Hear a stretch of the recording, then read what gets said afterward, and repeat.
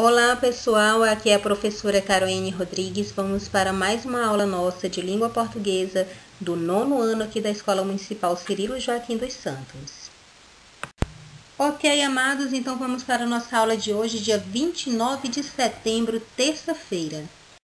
Para começar, nós vamos corrigir o nosso último exercício, tá? Do primeiro ao sexto, lá da página 74. Nós temos aí o poema de Carlos Drummond de Andrade. O poema é Orion. Ele diz assim: a primeira namorada, tão alta que o beijo não alcançava, o pescoço não alcançava, nem mesmo a voz a alcançava. Eram quilômetros de silêncio. Luzia na janela do sobradão. Aí nós temos aí a primeira questão. Olha, esse poema aí, ele é muito complexo. A gente pensa que ele é pouquinha coisa, mas não é, tá? Prestem atenção no que ele diz. A primeira namorada, tão alta que o beijo não alcançava, o pescoço não alcançava, nem a voz a alcançava. Eram quilômetros de distância. Luzia na janela do sobradão. Então, o primeiro ele pergunta: de quantos versos e quantas estrofes se compõe o poema lido? Então, verso é cada linhazinha, né? Então, a gente contando, nós temos 1, 2, 3, 4, 5, 6 versos. E estrofe, nós temos 2 estrofes aí. A primeira estrofe, ela tem 5 versos e a outra estrofe, ela só tá tendo 1 verso, tá? Então, nós temos 6 versos e 2 estrofes. O segundo, ele diz, considerando a escrita do poema no espaço da folha. Então, o modo como o poema foi escrito, vamos responder. De que modo, a letra A, de que modo ele se difere de um texto em prosa? Bem, gente, o poema, um texto em prosa, ele se organiza em parágrafos.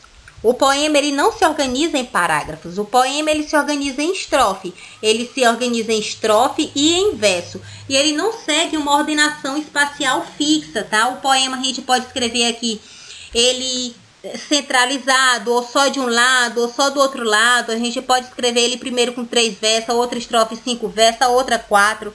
Tá? Então, ele não tem uma ordenação espacial fixa. Já uma prosa, ela tem um modo correto da gente escrever ela, tá bom? Então, essas aí são as diferenças. E a letra B do segundo, ele diz assim: essa organização gráfico-espacial, ela é uma característica só desse poema Orion, ou ele se estende a todos os poemas?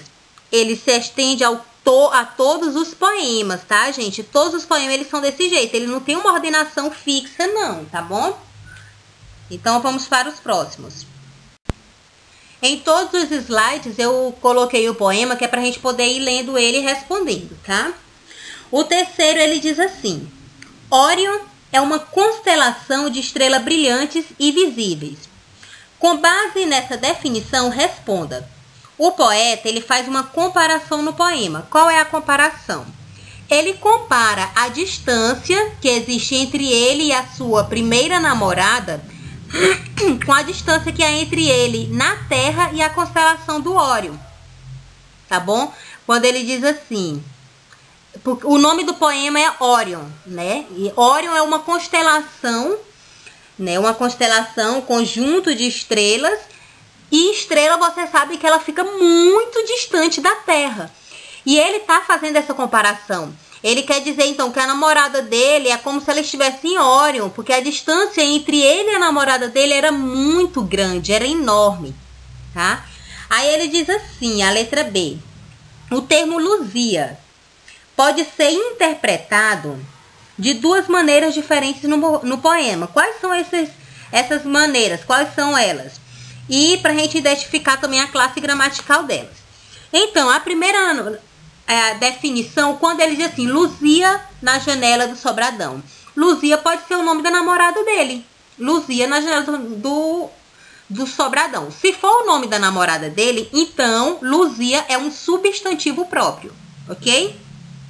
A outra definição, quando ele diz assim, Luzia na janela do sobradão. Esse Luzia aí pode querer dizer, pode se referir ao verbo luzir, que significa brilhar. Então, eu poderia dizer assim, brilha na janela do sobradão.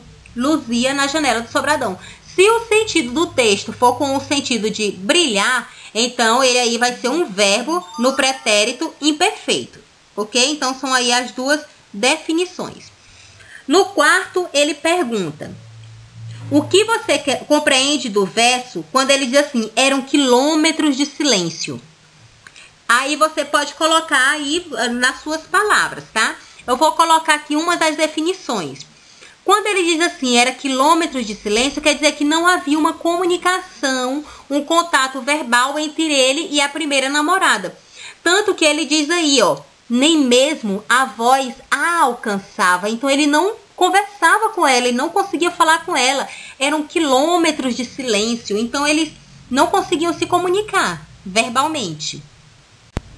No quinto, ele já pergunta assim: que recurso usado na estrutura do poema, então no modo como o poema foi escrito, qual recurso foi utilizado que reforça a ideia do poema?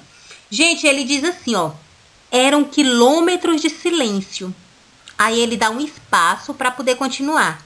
Luzia na janela do sobradão. Então,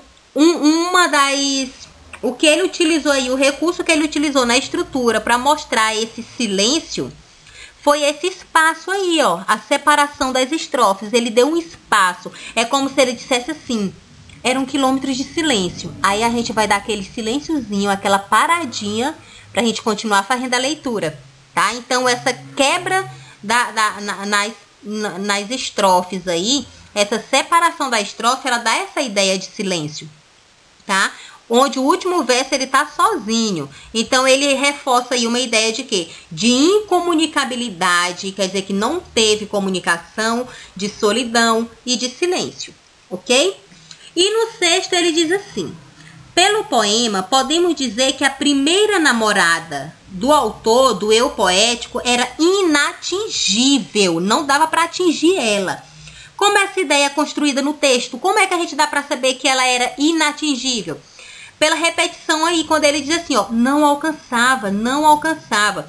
O beijo, não alcançava. O pescoço, não alcançava. A voz não a alcançava. Então, isso dá a ideia de que a moça ela era inatingível, ele não conseguia atingir a moça, tá? E pela parte também em que ele, o eu poético, ele diz que havia quilômetros de silêncio entre ele e a namorada. Então, eles não conseguiam, ele não conseguia atingir ela, tá? Chegar até onde ela. Então, ela aí era inatingível.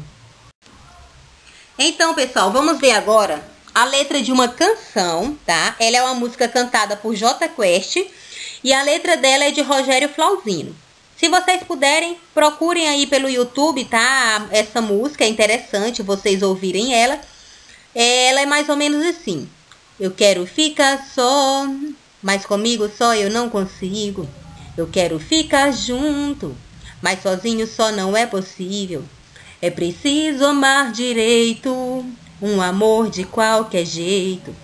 Ser amor a qualquer hora, ser amor de corpo inteiro. Amor de dentro pra fora, amor que eu desconheço. Quero um amor maior que eu. Yeah. Procure aí, ouçam direitinho, tá? Então ela diz o quê? Eu quero ficar só, mas comigo só eu não consigo. Eu quero ficar junto, mas sozinho só não é possível. É preciso amar direito, um amor de qualquer jeito. Ser amor a qualquer hora, ser amor de corpo inteiro. Amor de dentro para fora, amor que eu desconheço. Quero um amor maior que eu. Quero um amor maior que eu. Então seguirei meu coração até o fim, para saber se é amor. Magoarei mesmo assim, mesmo sem querer, para saber se é amor. Mas eu estarei mais feliz, mesmo morrendo de dor, para saber se é amor. Se é amor. Quero um amor maior que eu. Quero um amor maior que eu. Então, amados, leiam direitinho essa canção aí, tá? De Rogério Flauzino. compara com aquele poema Óreo de Carlos Drummond de Andrade e responda os exercícios do 1º ao 5º, que estão aí na página 75 e 76. Então, meus amores, bom estudo para vocês, abraços e até a próxima aula!